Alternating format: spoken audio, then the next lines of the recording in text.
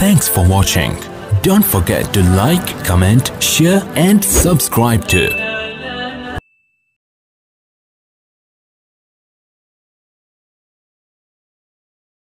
بہت سی احادیث میں جو اس آخری زمانے کی علامات کے بارے میں جو آگاہیاں آپ نے دی ہیں، ان میں ایک اور آگاہی بلکہ خوشخبری ایک ایسی شخصیت کے بارے میں ہے کہ جو ظلم و انصاف اور برائی کی طاقتوں کے خلاف ایک فیصلہ کن اور کامیاب جنگ لڑے گا۔ یہ بہت اہم بات ہے۔ میں نے یہ بھی مناسب سمجھا کہ فتنہ دجال اور دجال کے تذکرے سے پہلے میں وہ علامات ذکر کر دوں کچھ اور بھی، تاکہ ذرا ذہن اور زیادہ یکسو ہو جائے اور ہم سمجھیں کہ اس دور میں اور کیا کیا آنے والا ہے۔ ایک حدیث میرے سامنے ہے، سیدنا ابو سعید خدری رضی اللہ عنہ سے روایت ہے، کہتے ہیں کہ اللہ کے رسول صلی اللہ علیہ وسلم نے ارشاد فرمایا، ينزل بأمتی بلاء شدید من سلطانہم حتی یضیق الارض عنہم۔ فرمایا میری امت پر ان کے حکمرانوں کی طرف سے سخت مصیبتیں آ جائیں گی، سخت امتحانات آئیں گے۔ اللہ اکبر! اللہ کے رسول آپ نے بالکل سچ فرمایا، آپ نے بالکل سچ فرمایا۔ ہم تصدیق کرتے ہیں کہ آپ سچے رسول تھے، آپ نے جو فرمایا تھا وہ آج کل ظاہر ہو رہا ہے۔ تو جب یہ ہو رہا ہے جو آپ نے فرمایا تھا، یعنی یہ کہ میری امت پر ان کے حکمرانوں کی طرف سے سخت مصیبتیں آئیں گی، یہاں تک کہ اللہ کی وسیع زمین ان کے لیے تنگ ہو جائے گی۔ اب دیکھیے اس وقت کیا صورتحال ہے۔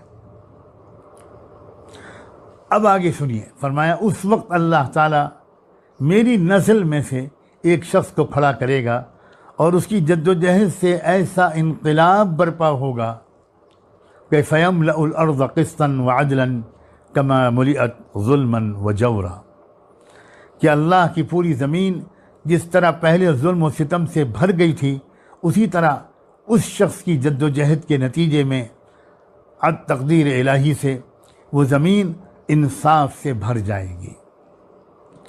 فرمایا آسمان والے بھی اس سے راضی ہوں گے اور زمین والے بھی اس سے راضی ہوں۔ واہ واہ واہ! یرضی عنہ ساکن السماء و ساکن الارض، اس حکمراں سے جو انسانیت کو ظلم سے نجات دلائے گا اور پوری دنیا کی تمام قوموں کے لیے پوری دنیا میں انصاف کے نظام کو قائم کرے گا، اس سے آسمان والا بھی خوش ہوگا، زمین والے بھی راضی ہوں گے۔ اور فرمایا زمین میں جو بھی بیج ڈالا جائے گا اس کے آنے کے بعد وہ ضائع نہیں ہوگا، اس سے جو پودا برآمد ہونا چاہیے وہ برآمد ہوگا، اور اسی طرح آسمان بارش کے قطرے روک کر نہیں رکھے گا بلکہ ان کو خوب برسائے گا۔ ایسی بہت سی احادیث ہیں جن احادیث کے مجموعے سے یہ بات سامنے آتی ہے کہ اللہ کے رسول صلی اللہ علیہ وآلہ وسلم یہ بات بھی بتا کر گئے ہیں کہ جب ظلم بہت زیادہ بڑھنے لگے گا تو پھر ایک ایسی شخصیت امت کو اور انسانیت کو عطا ہوگی۔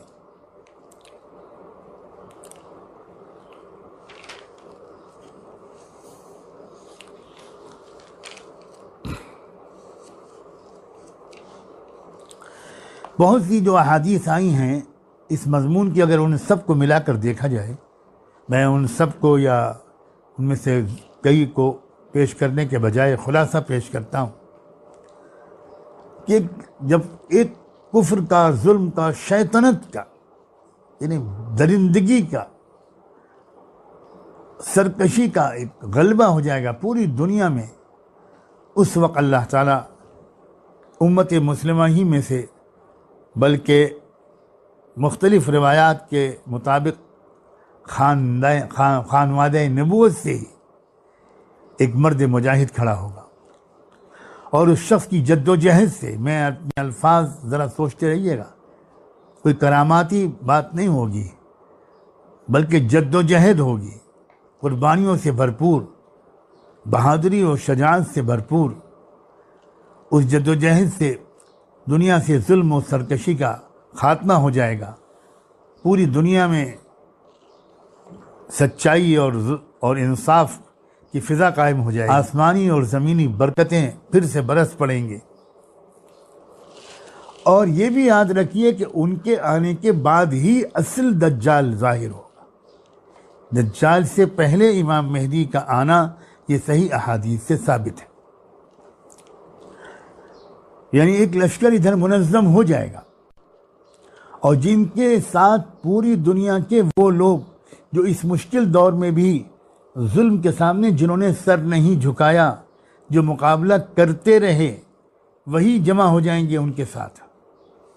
یہ بہت اہم بات ہے، یہ بہت اہم بات ہے، اس کے بارے میں بار بار باخبر کرتا رہوں گا انشاءاللہ، کیونکہ یہ صاف معلوم ہوتا ہے کہ یہ ایک طرح سے ایسا نہیں ہے کہ لوگ اپنے عافیت قدوں سے نکل آئیں گے، لوگ اپنے بزنس مال سے نکل آئیں گے، لوگ شادی کے فنکشنوں سے نکل کر ان کے ساتھ جڑ جائیں گے، ایسا نہیں لگتا، ایسا بالکل نہیں لگتا۔ حدیثوں میں تو جو بات صاف آتی ہے وہ تو یہ الفاظ بھی آئے ہیں، صحیح مسلم کی روایت ہے، حضرت جابر راوی ہیں، وہ ارشاد فرماتے ہیں کہ اللہ کے رسول صلی اللہ علیہ وسلم نے ارشاد فرمایا، لا تزال طائفة من امتی یقاتلون علی الحق ظاہرین الى یوم القیامہ، قال فینزل عیسی ابن مریم فیقول امیرهم تعال صل لنا فیقول لا ان بعضکم علی بعض امراء تکرمت اللہ هذه الامہ۔ فرمایا میری امت میں ایک گروہ ایسا رہے گا جو ہمیشہ حق کے لیے لڑتا رہے گا، اے رب کریم ہم سب کو اس میں شامل ہونے کی توفیق عطا فرما۔ یہ بہت اہم جملہ ہے، بہت اہم جملہ ہے۔ بہت سے لوگ سوچتے ہیں، بہت سے لوگ پوچھتے ہیں کہ اس دور میں ہمیں کیا کرنا چاہیے، تو اللہ ہم کو اہل ہمت اور عزیمت والوں میں سے بنا دے۔ تو ان کو تو یہ کرنا چاہیے کہ وہ اپنے اپنے مقام پر اپنے اپنے امکانات کے مطابق وہ انصاف کے قائم کرنے کی جد و جہد کرتے رہیں، تماشائی نہ بنے، بلا کسی عذر کے صرف گوشہ عافیت تلاش نہ کریں، ہمت سے کام لیں، ہمت سے کام لیں۔ یہ دور ہمتوں کے بڑھانے کا دور ہے۔ اس دور میں کمزور ایمان کی وجہ سے، شکست خوردگی کے نفسیات کی وجہ سے، اور قرآن و سنت سے براہ راست رہنمائی لینے کے بجائے اپنی عقل سے، دانشوری سے رہنمائی لینے کی وجہ سے اس طرح کے مشورے ہمارے بہت سے دانشور حضرات قوم کو یہ دینے لگے ہیں کہ بھائی یہ جو وقت ہے یہ ریٹریٹ کا وقت ہے، ریٹریٹ کا لفظ بول رہے ہیں، یہ ریٹریٹ کا وقت ہے، یہ بس پیچھے ہٹ جانے کا وقت ہے۔ کسی کے لیے عذر شرعی ہو تو بات اس کے لیے کی الگ ہے، اس کو عام رہنمائی نہیں قرار دیا جانا چاہیے۔ ہمارے امت میں ایک اچھا حصہ ان لوگوں کا ہمیشہ رہنا چاہیے جو اپنے اپنے وقت میں بہت سوچ سمجھ کر عقل و دانش مندی کے مطابق ریزسٹ کریں۔ ریزسٹنس کی ضرورت ہے، صرف ریٹریٹ کرنے کی ضرورت نہیں ہے، اور یہ ریزسٹنس ہی والے ہوں گے جن کو آخر میں اس فیصلہ کن معرکے میں شرکت کی سعادت ملے گی۔ اور اتنا بابرکت گروہ ہوگا وہ، آپ سوچئے ذرا کتنا خوش نصیب گروہ ہوگا کہ اس کی امامت کے لیے اس کا امام یعنی امام مہدی مصلی پر کھڑے ہو جائیں گے، اور ٹھیک اسی وقت حضرت عیسیٰ علیہ السلام آسمانوں سے اتر کر تشریف لائیں گے۔ تو حضرت عیسیٰ علیہ السلام کو دیکھ کر وہ امام جو اسی امت کا ایک فرد ہوگا، وہ آسمانوں سے اترا ہوا کوئی شخص نہیں ہوگا، وہ ہمارے درمیان پیدا ہونے والا ایک نیک صالح شخص ہوگا جس کو اللہ پوری دنیا میں انصاف کے نظام کو قائم کرنے کے لیے ہمت اور صلاحیت عطا فرمائے گا۔ وہ مصلی پر کھڑا ہو چکا ہوگا امامت کے لیے، لیکن وہ دیکھے گا کہ عیسیٰ علیہ السلام آ گئے تو وہ پیچھے ہٹ کر کہے گا کہ آپ تشریف لائیے، آپ امامت کیجئے، مگر حضرت عیسیٰ علیہ السلام کہیں گے نہیں نہیں نہیں، الا ان بعضکم علی بعض امراء، تم ہی امامت کرو گے، تم میں ہی سے کوئی امامت کرے گا، میں تو مقتدی بنوں گا۔ اللہ اکبر۔ یہ اس ہمت والے بہادر گروہ کا میں تذکرہ کر رہا تھا جو یقیناً اکٹھا ہوگا اس ظلم سے فیصلہ کن مقابلہ کرنے کے لیے اپنے امام کے پیچھے، اور اسی کی مدد کے لیے آئیں گے حضرت عیسیٰ علیہ السلام، اور پھر ان کے ذریعے سے اس دجال کا خاتمہ ہوگا۔ اس سلسلے کی کچھ احادیث حضرت عیسیٰ علیہ السلام کی آمد اور ان کے بارے میں کچھ باتیں مجھے عرض کرنی ہیں، وہ انشاءاللہ کل عرض کروں گا۔ آج اسی پر اکتفا کرتا ہوں، اس دعا کے ساتھ کہ اللہ تبارک و تعالی ہم سب کو اس دور کی پہچان بھی عطا فرمائے، اور اس دور میں جس سیرت و کردار والے ایمان والوں کی ضرورت ہے، جس سیرت و کردار والی ایمان والیوں کی ضرورت ہے، اللہ ہم سب کو وہی سیرت و کردار عطا فرما دے۔ وآخر دعوانا ان الحمد للہ رب العالمین۔ دعا کر لیجیے۔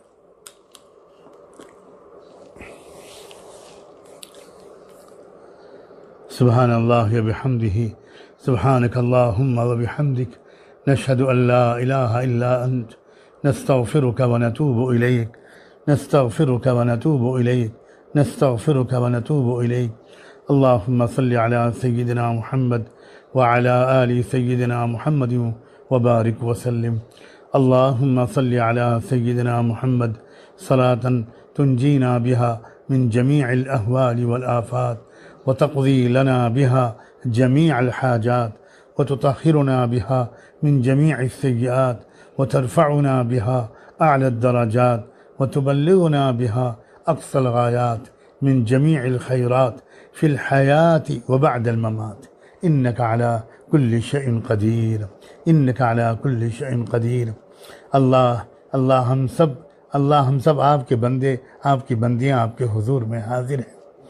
اللہ اقرار کرتے ہیں کہ کلمہ توحید پڑھنے کے بعد اللہ آپ زندگی ہماری جیسی گزرنی چاہیے تھی ویسی زندگی نہیں گزر رہی۔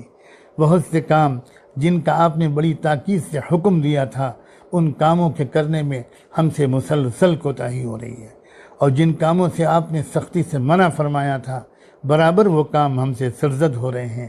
بار الہٰ معاف بھی فرما دیجئے، اور اب ہم کو اپنی خزانہ غیب سے تقوی عطا فرما دیجئے۔ اللہ ہمارے پیشانی کے بال پکڑ کے اللہ ہم کو صراط مستقیم پر چلا دیجئے۔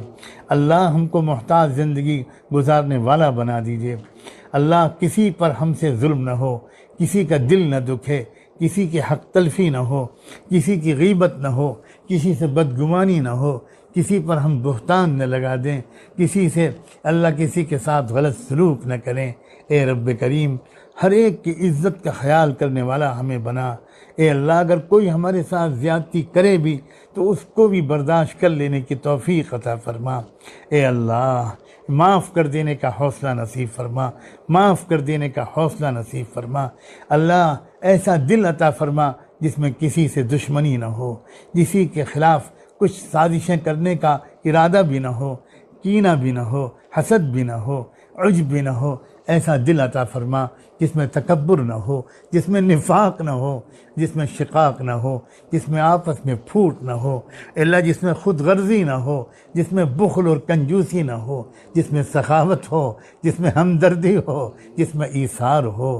اے اللہ، جس میں صبر و برداشت ہو، جس میں معاف کرنے کی عادت ہو، ایسا دل عطا فرما۔ اے اللہ پاک، صاف دل عطا فرما۔ اچھا دل عطا فرما، ذکر کرنے والا دل عطا فرما، اپنی یاد سے آباد دل عطا فرما، اپنی یاد سے تر زبان عطا فرما، اپنی یاد سے تر زبان عطا فرما۔ اے اللہ ہم کو روحانی سکون نصیب فرما، روحانی سکون نصیب فرما، قلبی اطمینان نصیب فرما، قلبی اطمینان نصیب فرما، بشاشت اور فرحت نصیب فرما، انبساط نصیب فرما۔ اے اللہ گھٹ گھٹ کے جینے کے بجائے بشاشت کے ساتھ جینے کی لذت نصیب فرما، بشاشت کے ساتھ جینے کی لذت نصیب فرما۔ بشاشت کے جو حقیقی اسباب ہیں، ذکر اور اخلاق نبوت، اے اللہ ان سے ہم کو آراستہ فرما، اے اللہ ہم کو ان سے آراستہ فرما۔ ان تمام عادتوں، اعمال، افعال، اقوال اور فکریں اور سوچ اور جذبات، اے اللہ جو الجھن پیدا کرتے ہیں، اللہ ان سے ہم کو عافیت کے ساتھ چھٹکارا عطا فرما۔ اللہ ہم آپ سے پناہ مانگتے ہیں، اللہ ہم آپ سے پناہ مانگتے ہیں ایسے علم سے جس کا کوئی فائدہ نہ ہو۔ اللہ ہم ایسے دل سے پناہ مانگتے ہیں جس میں آپ کا ڈر اور خوف نہ ہو، اے اللہ جس میں غریبوں کی محبت نہ ہو، جس میں انسانیت کی محبت نہ ہو، جس میں تنگ نظری اور تعصب ہو، ایسے دل سے ہم آپ سے پناہ مانگتے ہیں۔ اے اللہ ایسی دعا جو قبول نہ ہو اور ایسا نفس جو کبھی آسودہ ہی نہ ہو، اس سے بھی ہم آپ سے پناہ مانگتے ہیں۔ اللہ ہم آپ سے نفس مطمئنہ کا سوالی ہیں، نفس مطمئنہ کے سوالی ہیں۔ اے رب کریم، اے اللہ ہم کو زندگی اور موت کے فتنوں سے بچا، ہم کو اللہ مال کے فتنے سے بچا، ہم کو عورت کے فتنے سے بچا، اور اللہ ہم کو اے اللہ عذاب قبر اور جہنم کے عذاب سے بھی بچا، اور اللہ دجال کے فتنے سے بھی محفوظ فرما، دجال کے فتنے سے بھی محفوظ فرما۔ اللہ اپنے اس زمانے کو، اس کے چیلنجز کو، اے اللہ اس کی نزاکتوں کو سمجھنے کی صلاحیت نصیب فرما، اور اس کے مطابق اپنے کیریکٹر کو اثر نو ڈیزائن کرنے کی توفیق عطا فرما۔ اللہ ہمت عطا فرما، اے اللہ ہم کو اپنی اصلاح کی ہمت عطا فرما، اصلاح کی سچی طلب نصیب فرما، شوق نصیب فرما، اے اللہ شوق نصیب فرما۔ اے اللہ ویران ہو گئے ہمارے دل ہر طرح کے اچھے شوقوں سے، اور اللہ گندے ہو گئے ہمارے دل بس قسم کے شوقوں سے۔ اے اللہ ہماری حالت کو درست کر دیجئے، اے اللہ ہماری حالت کو درست کر دیجئے۔ اے اللہ یہ ماہ مبارک اور یہ رات کے خوبصورت لمحات، اے اللہ عشاء و تراویح سے فراغت کے بعد آپ کے حضور میں حاضر ہے۔ بار الہا ہمارے رکوع سجدے کو قبول فرما، ہماری رکوع سجدے کو قبول فرما۔ ہم آپ کا وہ کلام جس کے بارے میں آپ نے فرمایا لو انزلنا هذا القرآن على جبل، اگر پہاڑ پر بھی ہم اس کلام کو اتار دیتے تو وہ بھی پھٹ پڑتا۔ ہم اس کلام کو پڑھتے ہیں، ہمارے دل پر اثر نہیں ہوتا، ہم سنتے ہیں کوئی اثر نہیں ہوتا۔ اے اللہ یہ کیا ہو گیا ہمارے دلوں کو، ہمارے دلوں کو کیا ہو گیا؟ اے اللہ وہ خشیت نصیب فرما، وہ صلاحیت تأثر لینے کی توفیق عطا فرما۔ اے اللہ قرآن سے مناسبت نصیب فرما، قرآن سے عشق نصیب فرما۔ اے اللہ پوری دنیا میں جو لوگ حفظ قرآن کی دولت سے مالا مال ہیں، اللہ ان کو اس کی قدر کی توفیق عطا فرما، شکر گزار بندہ بنا، اور یاد رکھنے کے لیے اے اللہ ان کو بھرپور محنتیں کرنے کی ہمت نصیب فرما۔ اے اللہ قرآن یاد بھی ہو جاتا ہے مگر بہت جلدی بھول بھی جاتا ہے۔ بندہ بنا دیجئے، قدردان بندہ بنا دیجئے، قدردان بندہ بنا دیجئے۔ اے اللہ یہ مہینہ مغفرت کا مہینہ ہے، اے اللہ اس مہینے میں بھی اگر معافی نہ ملی تو کب ملے گی؟ معاف کر دیجئے اللہ، معاف کر دیجئے، پوری امت کو معاف کر دیجئے، پوری امت کو معاف کر دیجئے، انسانی برادری کو بھی معاف کر دیجئے۔ اس وبا سے اب جلد چھٹکارا عطا کر دیجئے۔